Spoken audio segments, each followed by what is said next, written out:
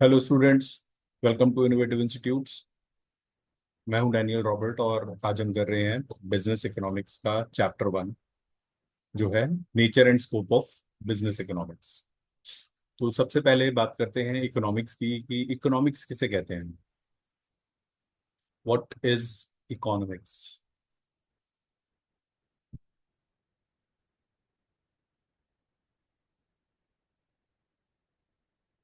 देखिए, इकोनॉमिक्स में हम क्या करते हैं, हम स्टडी करते हैं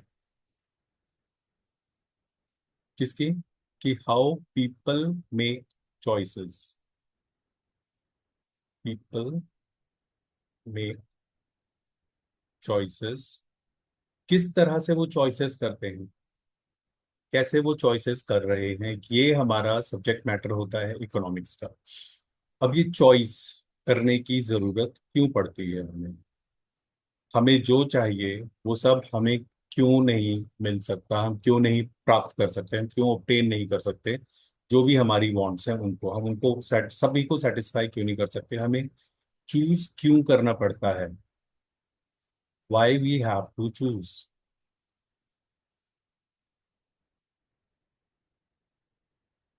इसके लिए सबसे पहला रीजन है कि हमारी वांट्स अनलिमिटेड है, वांट्स की कोई लिमिट नहीं है, कोई सीमा नहीं है। Wants are unlimited. दूसरी, जिन रिसोर्सेज या जिन मीन्स का हम इस्तेमाल करेंगे इन वांट्स को सेटिस्फाई करने के लिए, वो लिमिटेड यानी स्केयर्स है। स्केयर्स का मतलब क्या होता है? They are not sufficient to fulfill all our needs.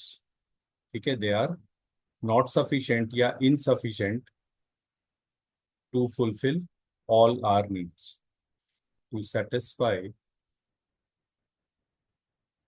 All our wants.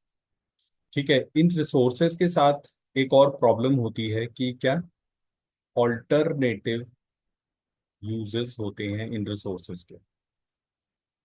ठीक है, तो तीन मेनली एलिमेंट्स हैं कि हमें चॉइस क्यों करनी पड़ती है। चॉइस इसलिए करनी पड़ती है कि सबसे पहले हमारी वांट्स अनलिमिटेड हैं। दूसरी, उन सारी वांट्स को हम जो रिसोर्सेज हमारे पास है उनसे सेटिस्फाई नहीं कर सकते। तीसरा पॉइंट, कि जो रिसोर्सेज हमारे पास हैं उनके ऑल्टरनेटिव यूजेस हैं, उसका कोई एक स्पेसिफिक यूज नहीं है। अगर उसका एक स्पेसिफिक यूज होता, जैसे एक प्लॉट ऑफ लैंड है, इस पे सिर्फ फार्मिंग ही हो सकती है, ठीक है, तो हमारे पास कोई चॉइस ही नहीं है इसका मतलब। तो जब चॉइस ही नहीं है तो हमारी प्रॉब्लम ही खत्म हो गई। ठीक है, तो इसलिए problem of choice arises why, because wants are unlimited, resources to satisfy those wants are limited और scarce। और तीसरा पॉइंट आता है कि उन जो लिमिटेड रिसोर्सेज हैं उनके ऑल्टरनेटिव यूजेस होते हैं। अब ये जो इकोनॉमिक्स का जो डेफिनेशन है वो काफी एवोल्यूशन से गुजरा है। शुरुआत में ये डेफिनेशन नहीं हुआ करती थी इकोनॉमिक्स की। तो धीरे धीरे धीरे करके इकोनॉमिक्स का जो as a branch of study है, जो उसकी डेफिनेशंस है वो इवॉल्व हुई हैं। तो ये इकोनॉमिक्स की जो डेफिनेशन है उनको हम मेनली तीन कैटेगरीज में स्टडी कर रहे हैं। ठीक है, सबसे पहला है क्लासिकल व्यू, जो हमारे सबसे पहले के जो व्यूज हैं। ठीक है, क्लासिकल व्यूज में क्लासिकल इकोनॉमिस्ट्स एडम स्मिथ और जेबी से, इनके व्यूज हम देखेंगे। दूसरा आता है आपका neo classical view. Classical views के बाद जो डेवलपमेंट हुई उसको हम नियो क्लासिकल पीरियड बोलते हैं। क्लासिकल पीरियड के बाद जो इसके जो मेन प्रोपोनेंट्स थे वो थे मार्शल और पिगू। फिर मॉडर्न व्यू में दो स्कूल्स हैं हमारे पास जो इकोनॉमिक्स को डिफाइन करते हैं। ठीक है, एक स्कूल के प्रोपोनेंट है रॉबिन्स, और दूसरा जो स्कूल है उनके जो मेन प्रोपोनेंट है वो है सैमुअल्सन। ठीक है, तो हम एक एक करके ये सारे डेफिनेशंस ऑफ इकोनॉमिक्स देखते हैं। तो सबसे पहली एडम स्मिथ की जो डेफिनेशन है वो है economics as a science of wealth. Wealth यहाँ पे किसको कंसिडर किया गया है? वेल्थ बोला गया है यहाँ पे जो फिजिकल गुड्स होते हैं उसको।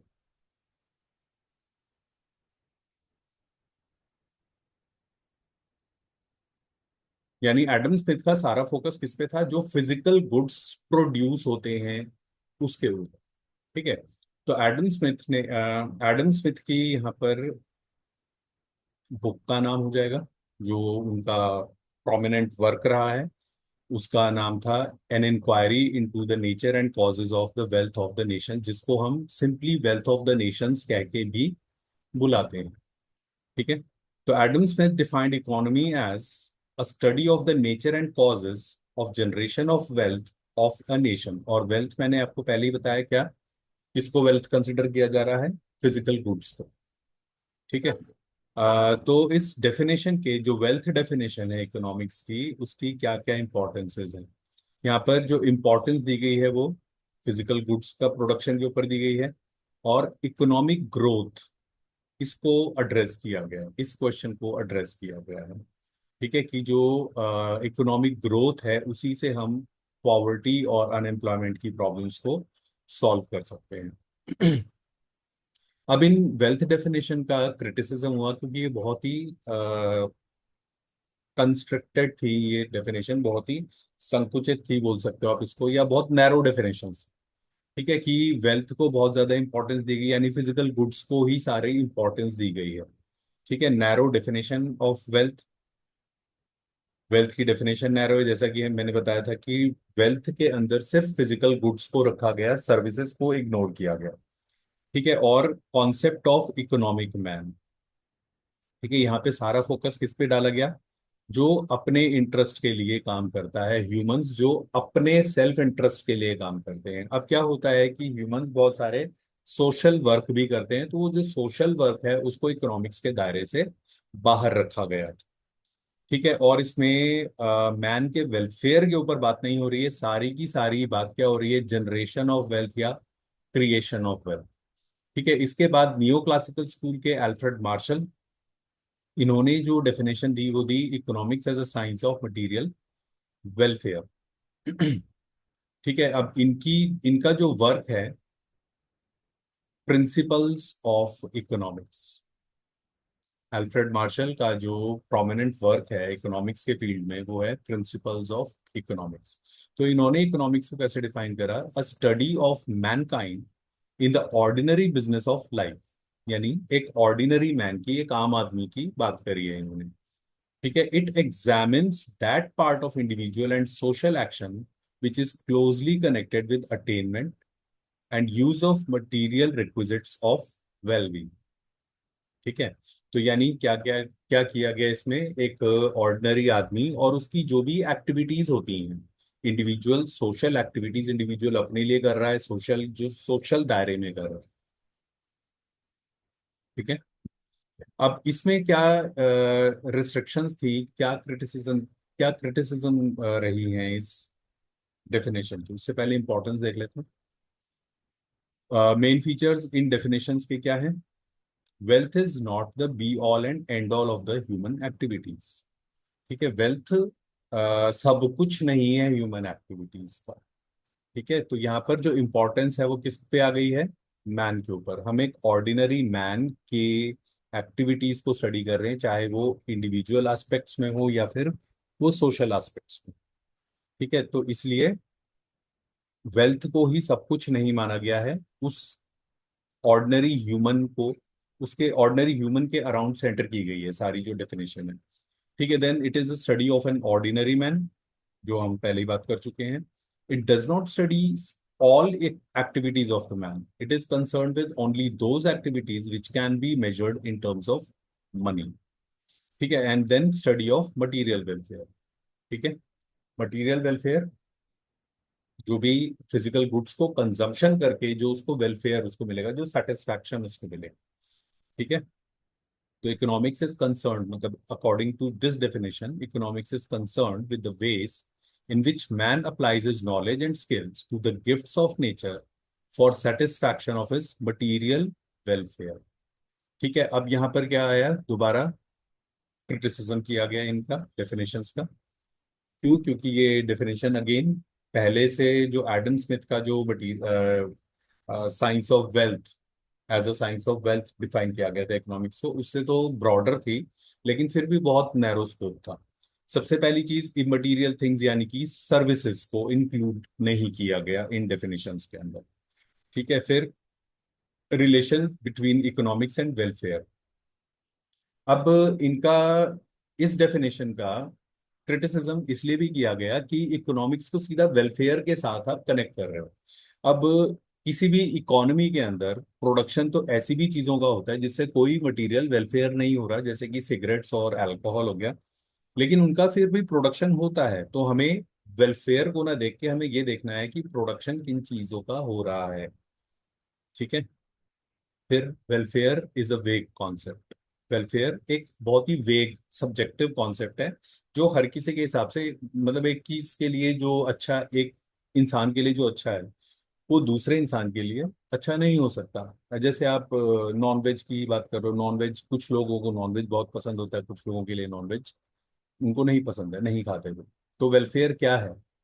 ठीक है। तो वेलफेयर बहुत ही वेग कॉन्सेप्ट है कि वेलफेयर किसे बोला जा रहा है। देन ये डेफिनेशंस इम्प्रैक्टिकल है।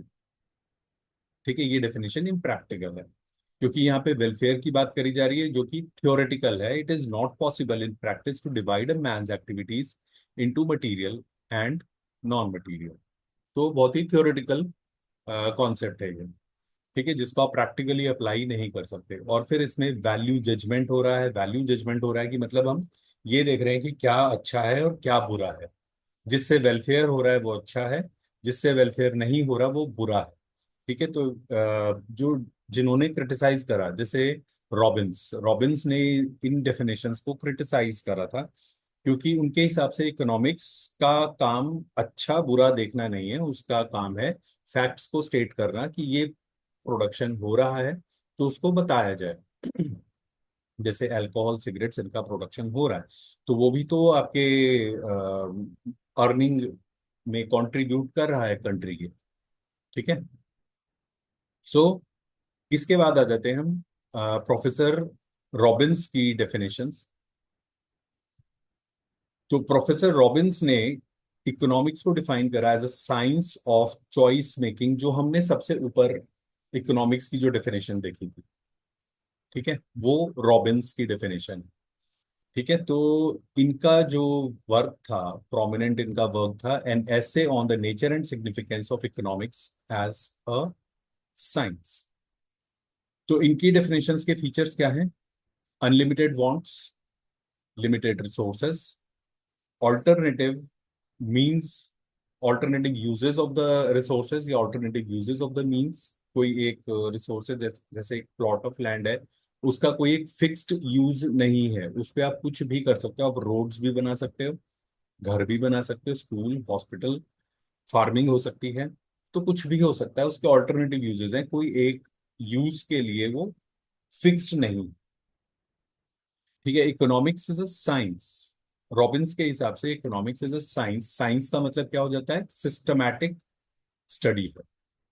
ठीक है। Of human behaviour to maximise, optimise करने का मतलब क्या होता है? या तो मैक्सिमाइज करना या मिनिमाइज करना। आप इकोनॉमिक्स में आप पढ़ते हो ऑप्टिमम कॉस्ट। ऑप्टिमम कॉस्ट होती है minimum, optimum profit, optimum profit होता है मैक्सिमम। तो बेस्ट पॉसिबल। ठीक है। तो बेस्ट पॉसिबल आप ऑब्जेक्टिव या मैक्सिमम सेटिस्फैक्शन आप कैसे अचीव कर सकते हो? अब इनकी क्रिटिसिज्म क्या हुई है? इन्होंने अगेन फिर सोशल कॉन्सेप्ट को, सोशल जो एस्पेक्ट है इकोनॉमिक्स का, उसको इग्नोर किया। ठीक है। इन्होंने एक इंडिविजुअल की जो अपनी वांट्स है सिर्फ उसके ऊपर फोकस रखा। It ignores macro economics issues. Micro economics एक इंडिविजुअल के अराउंड ही सेंटर्ड है डेफिनेशन। अभी तक जितनी डेफिनेशन है वो सारी एक इंडिविजुअल के अराउंड ही सेंटर्ड है। ठीक है। तो मैक्रो इकोनॉमिक इश्यूज को इग्नोर किया गया। अब रॉबिन्स ने कहा था कि वेलफेयर हमें मतलब वेलफेयर को क्रिटिसाइज करा गया था ना, अल्फ्रेड मार्शल की जो मटेरियल वेलफेयर की जो कॉन्सेप्ट थी उसको क्रिटिसाइज करा था प्रोफेसर रॉबिन्स ने। तो इन डेफिनेशंस को क्रिटिसाइज करा गया कि इकोनॉमिक्स सिर्फ पॉजिटिव साइंस नहीं है, उसे वेलफेयर यानी आपका बेटरमेंट किस तरह से हो सकता है उसके लिए भी हमें एम्प्लॉय करना है इकोनॉमिक्स को। तो हम सिर्फ उसे पॉजिटिव साइंस की तरह लेकर नहीं चल सकते कि जो सिर्फ हमें ये बताए कि क्या हो रहा है। हमें ये भी चाहिए कि हम अपनी सिचुएशन को बेटर कैसे कर सकते हैं, तो वहां पर हमें वैल्यू जजमेंट करना पड़ेगा। ठीक है। फिर रॉबिन्स के अकॉर्डिंगली सारी जो प्रॉब्लम्स की जड़ है वो स्केर्सिटी है। ठीक है। जबकि स्केर्सिटी सारी इकोनॉमिक प्रॉब्लम्स की जड़ नहीं है। जैसे अगर आप अनएम्प्लॉयमेंट देखो तो अनएम्प्लॉयमेंट में कमी, स्केर्सिटी का मतलब होता है कमी। लेकिन अनएम्प्लॉयमेंट किस चीज की प्रॉब्लम है? लेबर ज्यादा होने की प्रॉब्लम, कि हमारे पास जितनी जॉब्स हैं उससे ज्यादा लेबर है, तो यहाँ पे अबंडेंस की प्रॉब्लम है। तो scarcity is not always the problem, कभी कभी अबंडेंस भी प्रॉब्लम होती है। तो जबकि रॉबिन्स की सारी डेफिनेशन जो है वो किस पे फोकस्ड है? Scarcity. Then last, professor Samuelson की डेफिनेशन है। उन्होंने इकोनॉमिक्स को डिफाइन करा as a science of dynamic growth and development. ठीक है। तो according to Samuelson, economics is the study of how people and society end up choosing with or without the use of money. तो money का इस्तेमाल करे या money का इस्तेमाल करे बगैर, to employ scarce productive resources that could have alternative uses to produce various commodities over time and distribute them for consumption now or in future among various persons and groups in society. It analyzes costs and benefit of improving patterns of resources allocation. तो यानी यहाँ पर सिर्फ जो है Robins की तरह present की बात नहीं करी गई है कि किस तरह से लोग चॉइसेस कर रहे हैं, तो लगभग लगभग सिमिलर है। इन्होंने यहाँ पे specifically with or without the use of money कर दिया है। ठीक है। यानी सिर्फ मनी की टर्म्स में ही हम मेजर नहीं कर रहे हैं। जैसे सोशल वर्क जो होता है उसको आप मनी की टर्म्स में मेजर नहीं कर सकते हो। क्लियर? तो इन डेफिनेशंस के फीचर्स क्या है? इकोनॉमिक रिसोर्सेज पे फोकस है। ठीक है। दूसरा, एफिशिएंट एलोकेशन, यानी बेस्ट पॉसिबल एलोकेशन जिससे मैक्सिमम हमारी वांट सेटिस्फाई हो जाए। Full utilisation of resources, resources का पूरा यूटिलाइजेशन, फुल एम्प्लॉयमेंट लेवल हो। और फ्यूचर के लिए आप रिसोर्स एलोकेशन को इंप्रूव करो। ठीक है। यानी रिसोर्सेज को इंक्रीज कैसे कर सकते हैं। ठीक है। तो ग्रोथ की भी बात साथ में करी गई है। तो ये चार मेजर डेफिनेशन। क्लियर? इसके बाद हमारा नेक्स्ट टॉपिक आ जाता है branches of economics. Branches of economics में माइक्रो और macro economics. Micro economics, macro economics आपने बहुत बार पढ़ा है। माइक्रो इकोनॉमिक्स में हम इकोनॉमी के जो माइक्रो यूनिट्स होती हैं, इंडिविजुअल यूनिट्स होती हैं। इंडिविजुअल यूनिट्स हो जाती है एक फर्म, एक इंडिविजुअल, एक हाउस होल्ड, एक इंडस्ट्री। ठीक है। मैक्रो इकोनॉमिक्स में हम क्या करते हैं? पूरी इकोनॉमी को एज अ होल लेकर, इकोनॉमी क्या है? हर एक नेशन एक इकोनॉमी है, हर एक देश एक इकोनॉमी है। इंडिया एक इकोनॉमी है, बांग्लादेश एक इकोनॉमी है, श्रीलंका एक इकोनॉमी है, इंग्लैंड एक इकोनॉमी है, यूएसए एक इकोनॉमी है। तो हर एक इकोनॉमी जो है वो एज अ होल अगर हम स्टडी करते हैं, उसकी सारी इंडिविजुअल यूनिट्स को मिलाकर उसको एक मान के अगर हम स्टडी करते हैं। ठीक है। तो इनके बेस डिफरेंसेस देख लेते हैं। डिग्री ऑफ एग्रीगेशन में हम इंडिविजुअल यूनिट्स को स्टडी करते हैं माइक्रो में। सिंगल इकोनॉमिक यूनिट्स या इंडिविजुअल इकोनॉमिक यूनिट्स, यहाँ पर हम सारी economic units as a whole consider करके हम स्टडी करते हैं। बेसिक पैरामीटर हमारा माइक्रो इकोनॉमिक्स में क्या है? प्राइस। जितना भी आप माइक्रो इकोनॉमिक्स में अगर ध्यान दोगे तो हमारी सारी स्टडी प्राइस या कॉस्ट इसके अराउंड ही सेंटर्ड होती है। ठीक है। और मैक्रो इकोनॉमिक्स में हमारी सारी थ्योरी जो है जीडीपी, जीडीपी का मतलब क्या हो गया? इनकम। तो इनकम के अराउंड कॉन्सेंट्रेटेड रहती है। ठीक है। अब बात करते हैं अजम्पशंस की। माइक्रो इकोनॉमिक्स में हमने कभी भी नहीं देखा कि हम फुल एम्प्लॉयमेंट कैसे अचीव करें। ये हमने कभी डिस्कस नहीं करा होगा। ठीक है। तो हम क्या मान के चलते हैं कि फुल एम्प्लॉयमेंट है इकोनॉमी के अंदर, ये हम अज्यूम कर लेते हैं। और हमारा सारा फोकस किस पे रहता है? कि ऑप्टिमम एलोकेशन ऑफ रिसोर्सेस कैसे अचीव करें। ठीक है। हमारा अजम्पशन होता है कि फुल एम्प्लॉयमेंट है, और हमारा फोकस किस पे रहता है, हम best possible allocation of resources कैसे करें। Best possible allocation of resources का मतलब हो जाएगा कि मिनिमम कॉस्ट पे या फिर मैक्सिमम प्रॉफिट अर्न करने वाला हम कैसे कॉम्बिनेशन अचीव कर सकते हैं। मैक्रो इकोनॉमिक्स में इसका उल्टा है। मैक्रो इकोनॉमिक्स में हम ऑप्टिमम एलोकेशन अज्यूम कर लेते हैं कि हम, क्योंकि इंडिविजुअल यूनिट्स को स्टडी नहीं कर रहे, तो वो इंडिविजुअल यूनिट्स अपने अपने रिसोर्सेज को मैक्सिमम पॉसिबल वे में यूज कर रही हैं, बेस्ट पॉसिबल वे में यूज कर रही है। ठीक है, ये हमारा अजम्पशन होता है, ऑप्टिमल एलोकेशन वहां पर अजम्पशन होता है। और हमारा सारा फोकस मैक्रो इकोनॉमिक्स में क्या होता है, फुल एम्प्लॉयमेंट कैसे अचीव की जाए। ठीक है, माइक्रो इकोनॉमिक्स में जो हमारा एनालिसिस का जो मेथड होता है वो क्या होता है, partial equilibrium analysis. Partial equilibrium का मतलब, जैसे अगर आप लॉ ऑफ डिमांड देखोगे तो उसमें सबसे पहला आता है कि अदर थिंग्स बीइंग इक्वल, यानी हमने क्या करा, बाकी सब चीजों को कांस्टेंट मान लिया और लॉ ऑफ डिमांड स्टडी कर रहा है सिर्फ प्राइस और डिमांड के बीच का रिलेशन। यानी क्या हो गया, हम पार्शियल स्टडी कर रहे हैं, फुल कंप्लीट स्टडी नहीं कर रहे हैं। ठीक है, जबकि मैक्रो इकोनॉमिक्स में ये क्या है, जनरल इक्विलिब्रियम एनालिसिस है। ठीक है, मैक्रो इकोनॉमिक्स आपका जनरल इक्विलिब्रियम एनालिसिस है। नेक्स्ट टॉपिक पे आते हैं, nature of economics. Economics as a positive science और नॉर्मेटिव साइंस।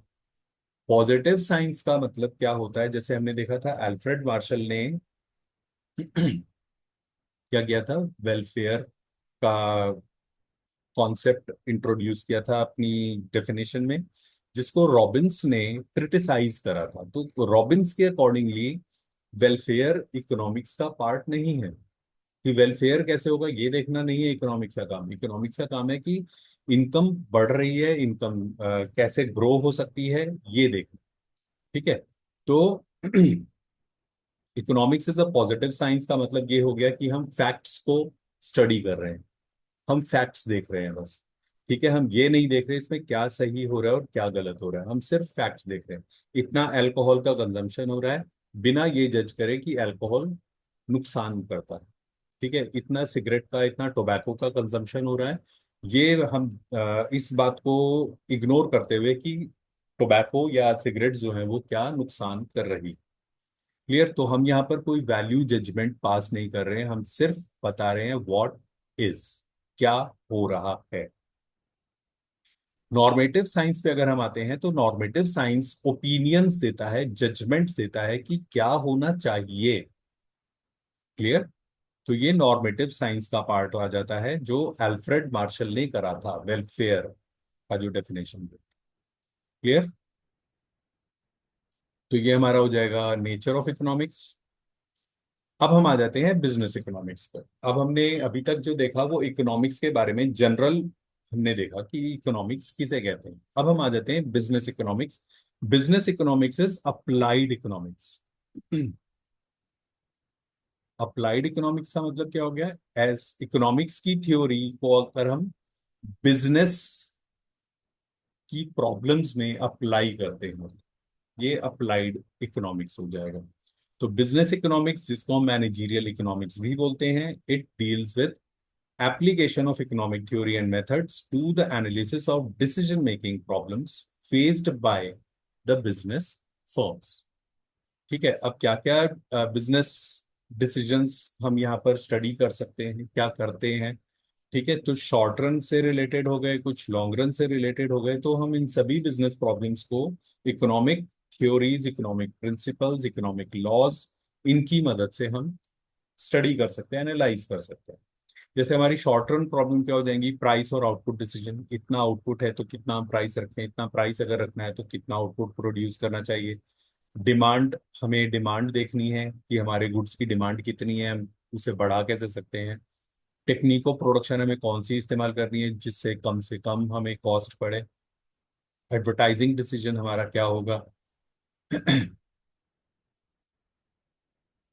फिर हमारा लॉन्ग रन से रिलेटेड हो जाएगा कि इन्वेस्टमेंट जो हमें करनी है फिक्स्ड एसेट्स में। ठीक है, लॉन्ग रन से रिलेटेड, प्रोडक्शन से रिलेटेड जो कोई भी हमारे डिसीजंस होंगे, ठीक है, ये सारी बिजनेस डिसीजंस जिसको हम बिजनेस इकोनॉमिक्स में डील करते हैं। पूरी पूरी लिस्ट ये नहीं है, ठीक है, तो मतलब this is just for an idea. Business economics के कैरेक्टरिस्टिक्स क्या हैं? बिजनेस इकोनॉमिक्स आपका माइक्रो इकोनॉमिक्स है, क्योंकि मैं एक बिजनेस से रिलेटेड प्रॉब्लम्स को स्टडी कर रहा हूँ। ठीक है, मैनेजरियल इकोनॉमिक्स, मैनेजर्स जो हैं इकोनॉमिक प्रिंसिपल्स को अप्लाई कर रहे हैं किसके लिए? अपने जो बिजनेस फर्म को वो रन कर रहे हैं उसकी प्रॉब्लम्स को सॉल्व करने के लिए। ठीक है, तो माइक्रो इकोनॉमिक्स है। नॉर्मेटिव साइंस है। नॉर्मेटिव साइंस क्यों हुआ? क्योंकि हमें क्या देखना है कि क्या किया जाए। हम सिर्फ ये नहीं स्टडी कर रहे कि क्या हो रहा है हमारे बिजनेस फर्म के अंदर, क्या किया जाए कि जिससे कॉस्ट कम से कम हो जाए, क्या किया जाए कि जिससे रेवेन्यू मैक्सिमाइज हो जाए, क्या किया जाए कि जिससे प्रॉफिट मैक्सिमम हो जाए या सेल्स मैक्सिमम हो जाए। क्लियर?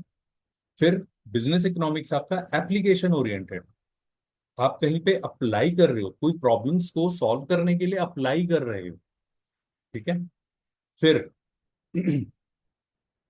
बिजनेस इकोनॉमिक्स आपका प्रिस्क्रिप्टिव है, सिर्फ डिस्क्रिप्टिव नहीं है, वो डिस्क्राइब नहीं कर रहा चीजों को। जैसे अगर आप डॉक्टर के पास जाते हो तो डॉक्टर आपको एग्जामिन करके प्रिस्क्रिप्शन लिखता है कि आप ये दवाइयां खाओ तो आप ठीक हो जाओगे। तो उसी तरह से बिजनेस इकोनॉमिक्स क्या है? प्रिस्क्रिप्टिव है, वो आपको सजेस्ट करता है वेज की जिससे आप अपना फर्म की जो प्रॉब्लम्स है उनको सॉल्व कर सकते हो। It uses macro economics. अब कोई भी बिजनेस डिसीजन है वो मैक्रो एलिमेंट्स के बगैर आप नहीं कर सकते। मतलब कोई भी बिजनेस फर्म अकेले में नहीं है, आइसोलेशन में नहीं है। ठीक है, वो एक एनवायरनमेंट के अंदर ऑपरेट कर रही है, तो उस एनवायरनमेंट में जो चेंजेस हो रहे हैं वो उस बिजनेस फर्म को अफेक्ट करेंगे। गवर्नमेंट ने कोई पॉलिसी बना दी है, ठीक है, कि किसी पर्टिकुलर इंडस्ट्री से रिलेटेड कोई पॉलिसी अगर बनाई है तो वो उस फर्म को अफेक्ट करेगी अगर वो फर्म उस इंडस्ट्री के अंदर आती है। इकोनॉमी के अंदर बिजनेस साइकिल क्या चल रही है, डिप्रेशन चल रहा है, प्रॉस्पेरिटी चल रही है, बूम चल रहा है, क्या चल रहा है, वो आपकी बिजनेस फर्म को अफेक्ट करेगा।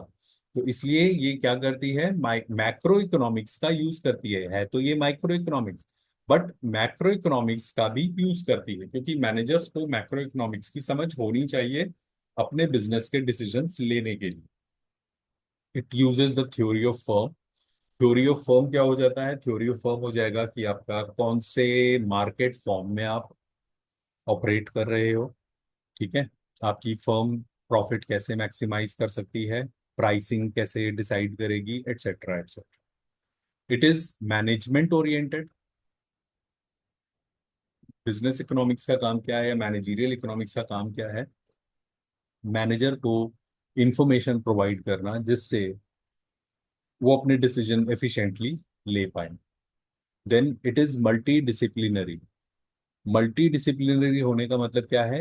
इकोनॉमिक्स में सिर्फ हम इकोनॉमिक्स को स्टडी नहीं कर रहे हैं, उसके साथ साथ हम मैथमेटिक्स, स्टैटिस्टिक्स, ये सब कुछ इन्वॉल्व होता है बिजनेस इकोनॉमिक्स में। सिर्फ इकोनॉमिक्स को ही नहीं हम यूज कर रहे हैं, उसमें मैथमेटिक्स भी आ रहा है, उसमें आपका स्टैटिस्टिक्स भी आएगा, साइकोलॉजी भी आ जाएगा, etcetera etcetera. Business economics is art as well as a science. Science क्या होता है? साइंस होता है सिस्टमैटिक बॉडी ऑफ नॉलेज, ठीक है, जिसका एक फॉर्मल प्रोसीजर होता है उसे ऑब्टेन करने के लिए। ठीक है, तो बिजनेस इकोनॉमिक्स हमें स्टडी करना पड़ता है, फॉर्मल इंस्टीट्यूशंस में जाकर हमको स्टडी करना पड़ता है। ठीक है, उसके अपने कुछ लॉज हैं, कुछ प्रिंसिपल्स हैं, वो हमें सब देखने होते हैं। आर्ट, आर्ट का मतलब क्या होता है? आर्ट का मतलब होता है जो नॉलेज आपने हासिल करी है उस नॉलेज को अप्लाई करना प्रैक्टिकल सिचुएशन के अंदर। ठीक है, तो बिजनेस इकोनॉमिक्स में क्या है, हमने कुछ प्रिंसिपल्स स्टडी करे हैं, अब हमें उन्हें क्या करना है कि अपने बिजनेस की स्पेसिफिक प्रॉब्लम्स पे उनको अप्लाई करना। क्लियर? तो business economics is both a science as well as an art. अब बिजनेस इकोनॉमिक्स के ऑब्जेक्टिव्स क्या है, क्या उद्देश्य है? ये क्या करता है?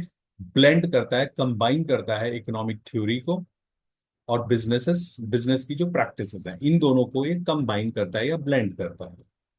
ठीक है, to employ the most modern instruments and tools to solve business problems, to allocate the scarce resources in optimal manner, यानी बेस्ट पॉसिबल मैनर में स्केर्स रिसोर्सेज को एलोकेट करना, to make overall development of a firm, to help achieve other objectives of the firm like attaining industry leadership, expansion of market share, etc.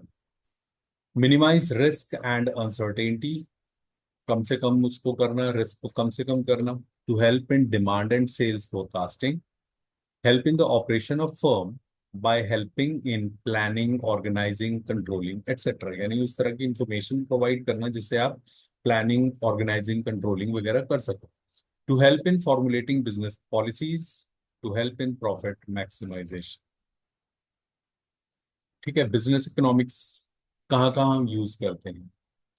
Demand को forecast करने में, यानी demand का पता लगाने में कि हमारी बिजनेस के जो प्रोडक्ट है उसकी डिमांड क्या है, कितनी डिमांड है, क्योंकि प्रोडक्शन अगर मैं करूंगा तो डिमांड के हिसाब से ही करूंगा ना। ऐसे ही रैंडमली प्रोड्यूस नहीं करके बैठ जाऊंगा।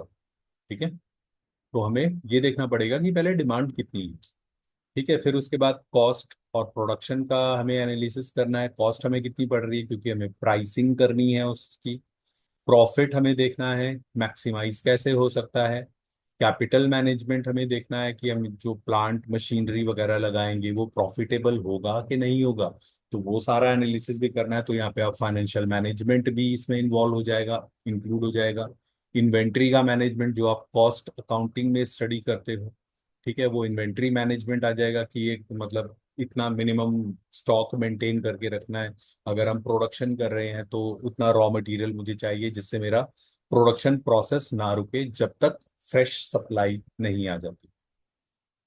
ठीक है, क्लियर। फिर आपके एनवायरमेंटल इश्यूज हो जाते हैं, बिजनेस साइकिल्स हो जाती हैं। इन सब से रिलेटेड हम क्या करते हैं, यहाँ पर स्टडी कर रहे हैं, बिजनेस इकोनॉमिक्स में हम ये सब स्टडी कर रहे हैं। क्लियर है, ये तो हो गया हमारा बिजनेस इकोनॉमिक्स। अब आते हैं हम alternative objectives of business firms. Traditionally business firms का ऑब्जेक्टिव माना जाता था प्रॉफिट को मैक्सिमाइज करना। ठीक है, कि हर एक बिजनेस जो है उसका एक ही मकसद है, क्या, कि वो प्रॉफिट को अपने कैसे ज्यादा से ज्यादा कर सकता है। लेकिन उसके बाद क्या हुई, कुछ ऑल्टरनेटिव थ्योरीज आई हैं, जैसे बॉमोल का हाइपोथेसिस। बॉमोल का अजम्पशन क्या है, सेल्स रेवेन्यू मैक्सिमाइजेशन। ठीक है, कि प्रॉफिट के बजाय क्या बोलते हैं बॉमोल, कि अब मॉडर्न जो कंपनीज की बात करें, जो लार्ज कंपनीज होती हैं, शेयर होल्डर्स अपने रिप्रेजेंटेटिव्स को अपॉइंट करते हैं। ठीक है, वो होते हैं डायरेक्टर्स जो एक फर्म को मैनेज करते हैं। ठीक है, ओनर्स कौन है, शेयर होल्डर्स। शेयर होल्डर्स ने डायरेक्टर्स को अपॉइंट करा है बिजनेस को रन करने के लिए। अब डायरेक्टर्स का मकसद क्या रहता है कि शेयर होल्डर्स को भी सेटिस्फाई करना है। ठीक है, कि इनको जितना सेटिस्फैक्टरी रेट ऑफ प्रॉफिट है पहले वो उनको दिया जाए। उसके बाद डायरेक्टर्स या मैनेजर्स, इनका अल्टीमेट ऑब्जेक्टिव क्या होता है, सेल्स रेवेन्यू को मैक्सिमाइज करना। ठीक है, प्रॉफिट को मैक्सिमाइज करने के लिए आपको क्या करना पड़ेगा, प्राइस को ज्यादा रखना पड़ेगा। सेल्स रेवेन्यू को मैक्सिमाइज करने के लिए आपको क्या करना पड़ेगा, प्राइस को रिड्यूस करना पड़ेगा। तो दोनों क्या है, आपस में एक दूसरे के ऑपोजिट ऑब्जेक्टिव्स हैं, दूसरे एक दूसरे के कॉन्ट्राडिक्टरी हैं। यानी अगर आप एक करोगे तो आप दूसरा नहीं कर सकते।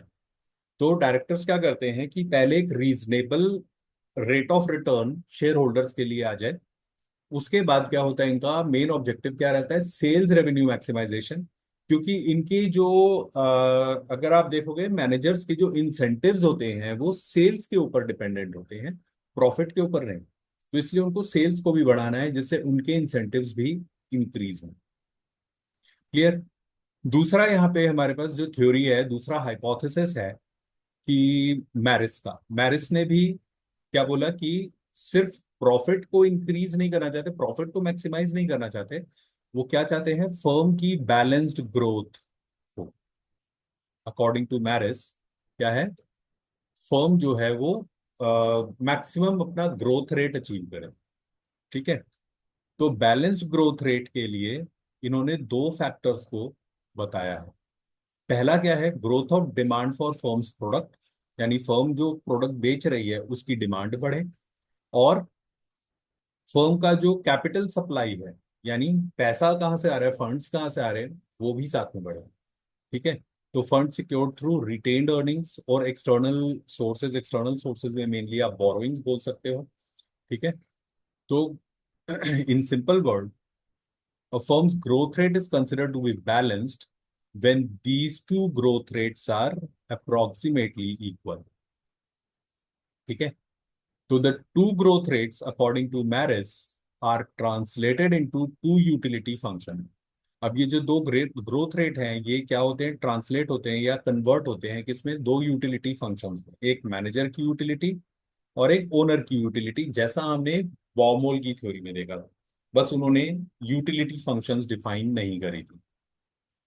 ठीक है, तो मैरिस के अकॉर्डिंगली इन वेरिएबल्स को, कौन से वेरिएबल, मैनेजर की यूटिलिटी और ओनर की यूटिलिटी, इनको अगर मैक्सिमाइज किया जाए तो managers can maximize both their utility function and that of owners. The managers can do so because most of the variables such as salary, status, job security, power, etc. appearing in their own utility function, and those appearing in utility function of owners are positively and strongly correlated. यानी ये दोनों utility functions का क्या है, आपस में strong correlation है। Output बढ़ेगा, कैपिटल मार्केट का शेयर बढ़ेगा, प्रॉफिट बढ़ेगा, तो इनकी सैलरी भी बढ़ेगी, पावर भी बढ़ेगी, जॉब सिक्योरिटी भी बढ़ेगी, एटसेट्रा। क्लियर? नेक्स्ट आ जाते हैं विलियमसन का हाइपोथेसिस। विलियमसन का हाइपोथेसिस क्या है, मैनेजरियल यूटिलिटी फंक्शन का मैक्सिमाइजेशन। ठीक है, तो बॉमोल, मैरिस, इन दोनों के अकॉर्डिंगली विलियमसन भी आर्ग्यू क्या करते हैं, विलियमसन भी क्या बताते हैं कि managers are very careful in pursuing the objective other than profit maximisation. ठीक है, managers seek to maximise their own utility function subject to a minimum level of profit, यानी कि पहले एक मिनिमम लेवल ऑफ प्रॉफिट जो भी reasonable उन्होंने set करा है वो एक बार आ जाए प्रॉफिट, तो उसके बाद वो क्या चाहते हैं, अपनी यूटिलिटी फंक्शन। अब विलियमसन की मैनेजरियल यूटिलिटी फंक्शन कैसे डिफरेंट है मैरिस की मैनेजरियल यूटिलिटी फंक्शन से। विलियमसन की मैनेजरियल यूटिलिटी फंक्शन में क्या क्या आ रहा है, इनमें मेनली तीन वेरिएबल्स का इन्वॉल्वमेंट है। वो क्या है, स्टाफ के ऊपर एडिशनल एक्सपेंडिचर, ठीक है, और मैनेजरियल इमोल्यूमेंट्स, और तीसरा क्या है, डिस्क्रिशनरी इन्वेस्टमेंट। ठीक है, क्या चाहते हैं ये यहाँ पर तीनों एक्सप्लेन किए हुए मैंने, कि इस यूटिलिटी फंक्शन में expansion of staff, managers will increase the quality and number of staff reporting to him. This will lead to increase in salary of the staff. ठीक है, तो क्या चाहते हैं वो, अपनी एफिशिएंसी बढ़ाने के लिए, अपने काम को और हल्का करने के लिए या और एफिशिएंट बनाने के लिए, ताकि जिससे वो छोटे छोटे मोटे कामों को वो आगे डेलीगेट कर सकें, वो क्या चाहते हैं, स्टाफ ज्यादा चाहते हैं। ठीक है, स्टाफ ज्यादा होने से क्या होगा, सैलरी बढ़ेगी, जो सैलरी का खर्चा है वो बढ़ता है। इंक्रीज इन मैनेजरियल एमोल्यूमेंट्स, तो जो भी अलाउंसेस होते हैं, उनके परक्विजिट्स होते हैं, उन सब में वो बढ़ोतरी चाहते हैं। डिस्क्रिशनरी पावर ऑफ इन्वेस्टमेंट, यानी डिस्क्रिशनरी इन्वेस्टमेंट, डिस्क्रिशनरी क्या होता है मैनेजर्स के हिसाब से, मैनेजर्स को के पास कुछ पावर होना इन्वेस्टमेंट करने की। ठीक है, तो managerial utility depends on discretion of the manager to undertake investment beyond those required for normal operation. तो नॉर्मल ऑपरेशन के लिए जो चाहिए उसके ऊपर उनके पास इन्वेस्टमेंट का कुछ अधिकार चाहिए उन्हें। ठीक है, the manager is in a position to invest in advance technology and modern plants. Such investments may or may not be economically efficient. These investment may be undertaken for the self satisfaction of the manager. तो ये managerial utility function Williamson की इस तरह से different है। Next आते हैं Simon की सेटिस्फाइसिंग थ्योरी, हर्बर्ट साइमन, इन्होंने भी क्या बोला है कि प्रॉफिट को मैक्सिमाइज करना असंभव है। क्यों असंभव है? क्योंकि हमारे पास क्योंकि फ्यूचर जो है अनसर्टेन है। हमारी सारी प्लानिंग जो होगी बिजनेस फर्म्स में, वो सब फ्यूचर से रिलेटेड है। अब फ्यूचर अनसर्टेन है। अब जब फ्यूचर अनसर्टेन है तो हमारा प्लान जो है वो 100% श्योर तो नहीं हो सकता। ठीक है, हम ऐसा प्लान तो नहीं बना सकते कि जो डेफिनेटली वर्क करेगा ही हर सिचुएशन में। क्लियर? तो कुछ ना कुछ हमें ओपिनियंस, कुछ ना कुछ हमें जजमेंट सप्लाई करनी पड़ेगी। तो इसमें हमें क्या करना है? रैशनल जितना हो सकता है, रीजनेबल प्रॉफिट को हमें देखना है। ठीक है, तो इसको उन्होंने सेटिस्फाइसिंग थ्योरी बोला है कि हम मैक्सिमाइज नहीं कर सकते, लेकिन उन सब लिमिटेशंस के हिसाब से जितना रीजनेबल हो सकता है प्रॉफिट, वो हम कर सकते हैं। ठीक है, फिर आता है सायर्ट और मार्श का सेटिस्फाइंग बिहेवियर। तो साइमन की ही थ्योरी का एक एक्सटेंशन है सायर्ट और मार्श की जो थ्योरी है। ठीक है, इसमें इन्होंने क्या बोला है कि मैनेजरियल जो स्टाफ है, ठीक है, मैनेजर्स जो हैं, इनको बहुत सारे ग्रुप को सेटिस्फाई करना है। जैसे शेयर होल्डर्स हैं, एम्प्लॉयज हैं, ठीक है, कस्टमर्स हैं, फाइनेंशियर्स हैं जिन्होंने पैसा लगा रखा है, अपना इन्वेस्टर्स बोल सकते हो आप, इनके सप्लायर्स होंगे, अकाउंटेंट्स, ये तो सब वो एम्प्लॉयज के अंदर ही आ जाता है। तो इन सभी का कंफ्लिक्टिंग इंटरेस्ट होता है। ठीक है, तो इन सबको सेटिस्फाई करना है। सायर्ट और मार्श की डेफिनेशन साइमन की डेफिनेशन से इस तरह से अलग है। रॉथस्चाइल्ड, रॉथस्चाइल्ड का सिंपल सा हाइपोथेसिस है। सिंपल तो नहीं बोलूंगा मैं, बट हम जो यहाँ पे जितना हमें स्टडी करें, लॉन्ग रन सर्वाइवल और मार्केट शेयर गोल्स। ठीक है, कि लॉन्ग रन में हमारी फर्म सरवाइव कैसे करेगी, मार्केट शेयर ग्रो कैसे करेगा। ये रॉथस्चाइल्ड का हाइपोथेसिस है इसमें। ठीक है, कि सिर्फ ये नहीं देखना है कि प्रॉफिट कैसे मैक्सिमाइज होगा, उसके अलावा हमें क्या देखना है कि लॉन्ग रन में हम सरवाइव कैसे करेंगे, और दूसरा हमारा मार्केट शेयर कैसे ग्रो करेगा। क्लियर? ये रॉथस्चाइल्ड की हाइपोथेसिस है। ये मैनेजर्स देखते हैं, उनका ऑल्टरनेटिव जो ऑब्जेक्टिव होता है वो ये होता है। नेक्स्ट हम आ जाते हैं प्रॉफिट की थ्योरीज पर। Theories of profit. सबसे पहली हमारी थ्योरी है वॉकर की, जो वॉकर ने प्रॉफिट को किससे कंपेयर करा है? रेंट से। ठीक है, रेंट क्या होता है? एक लैंड को जो रेवेन्यू मिलता है वो रेंट होता है। अब लैंड सारे एक जैसे नहीं होते। जैसे अगर हम सिर्फ फार्मिंग की ही बात करते हैं तो एक तरह की क्रॉप के लिए एक लैंड जो है ज्यादा बेहतर है बजाय दूसरे लैंड के। यानी हर एक लैंड की अलग अलग कैपेबिलिटी होती है। ठीक है, कोई ज्यादा कमाता है, कोई कम कमाएगा रेंट। क्लियर? तो उसी तरह से जो एंटरप्रेन्योर है, उनकी एबिलिटीज, उनकी स्किल्स, उनकी डिफरेंशियल है। ठीक है, कोई एंटरप्रेन्योर ज्यादा स्किलफुल है, वो ज्यादा प्रॉफिट अर्न करेगा, कोई कम स्किलफुल है, वो कम प्रॉफिट अर्न करेगा। तो ये रेंट थ्योरी ऑफ प्रॉफिट हो जाएगा, जहां पर आप लैंड की कैपेबिलिटी के साथ एंटरप्रेन्योर की कैपेबिलिटी को कंपेयर कर रहे हो। नेक्स्ट, टॉसिक और डेवनपोर्ट ने इसे लेबर के साथ कंपेयर करा है, wage theory of profit. Profit क्या है? एक तरह का वेज है। ठीक है, क्योंकि जो एंटरप्रेन्योर है वो भी लेबर कर रहा है, बट वो सिर्फ क्या कर रहा है? मेंटल लेबर कर रहा है उसके लिए जो उसको मिल रहा है। ठीक है, क्लार्क की डायनेमिक थ्योरी। क्लार्क ने जो थ्योरी दी है वो है क्या? Dynamic theory of profit. Dynamic क्या होता है? डायनेमिक का मतलब होता है ऐसा सिचुएशन जहां पर चेंजेस हो रहे हैं। तो ऐसी इकोनॉमी जहां पर चेंजेस हो रहे हैं, ठीक है, उन चेंजेस का फायदा उठाकर प्रॉफिट अर्न करना।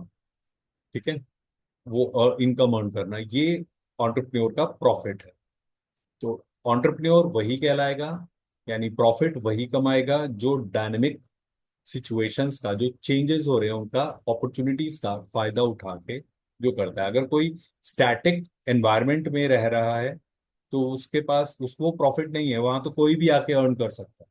स्टैटिक एनवायरनमेंट, ठीक है, जहां डायनेमिक है, जहां चेंजेस हो रहे हैं, वहां पर डिपेंड करता है, वहां पर एंटरप्रेन्योर की एबिलिटी का पता चलता है, कौन उस अपॉर्चुनिटी को अपने फेवर में यूज करता है।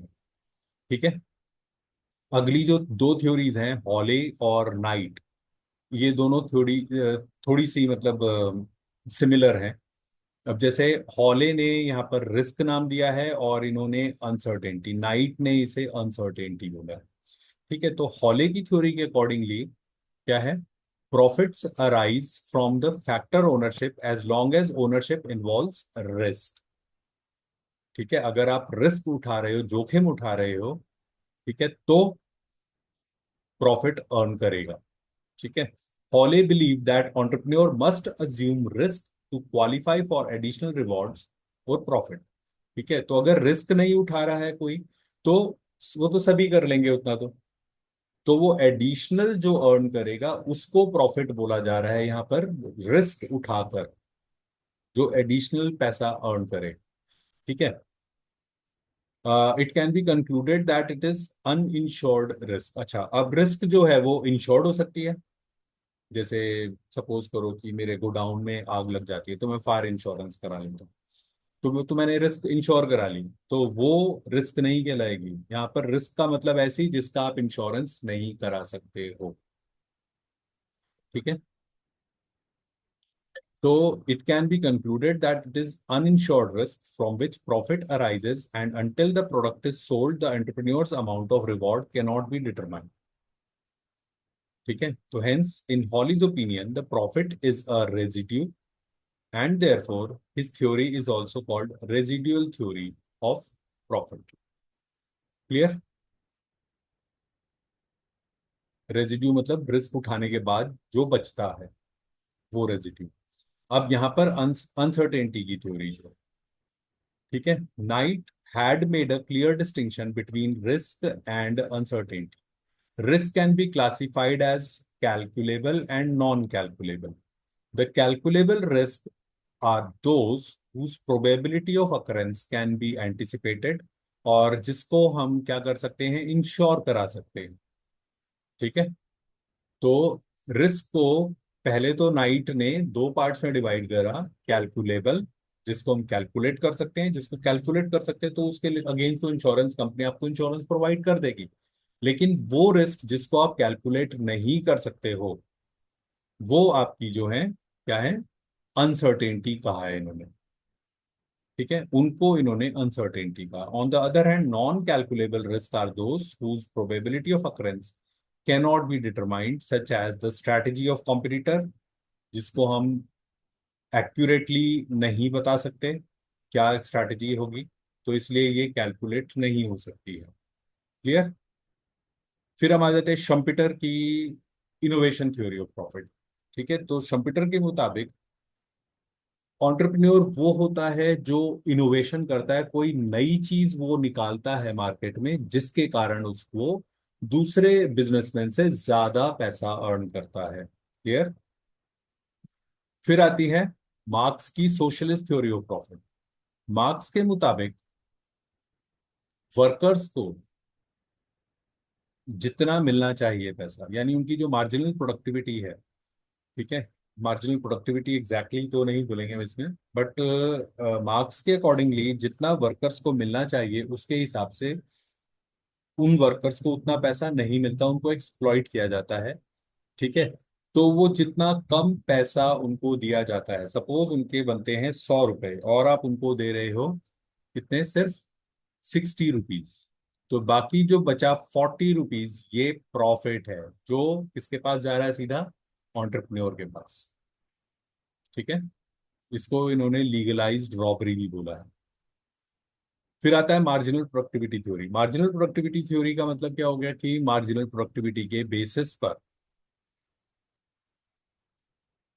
ठीक है, हर एक फैक्टर का जो प्राइसिंग है वो आप मार्जिनल प्रोडक्टिविटी के बेसिस पर करते हो, तो उसी तरीके से जो आपका एंटरप्रेन्योर है उसकी मार्जिनल प्रोडक्टिविटी क्या है, एक एडिशनल एंटरप्रेन्योर कितना एडिशनल अर्न करेगा, ठीक है, उसके हिसाब से उसे प्रॉफिट बोला गया है।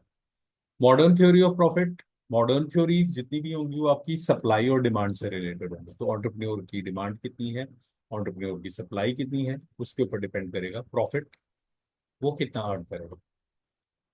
ठीक है। सो ये हमारा फर्स्ट चैप्टर खत्म हो गया।